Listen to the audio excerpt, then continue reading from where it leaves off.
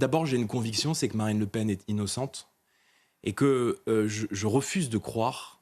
qu'une décision de justice, en première instance, on parle pas d'une peine d'inéligibilité, on parle d'une potentielle, d'après les réquisitions, peine d'inéligibilité avec exécution provisoire. C'est-à-dire qu'une décision de justice, contestée par beaucoup de spécialistes du droit et même beaucoup d'adversaires politiques, j'ai vu le ministre actuel de la Justice, avant-hier parlementaire de la République, M. Darmanin, indiquer que le combat contre le Rassemblement national et le combat contre Marine Le Pen, je cite Gérald Darmanin, devait se faire non pas sur le terrain judiciaire, mais sur le terrain du débat démocratique. Et je ne veux pas croire qu'une décision de justice,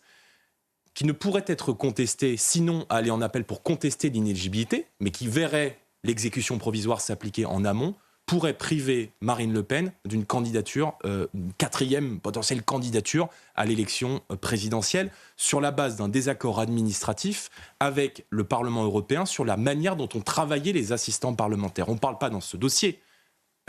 d'emploi fictif, on ne parle pas dans ce dossier d'enrichissement personnel,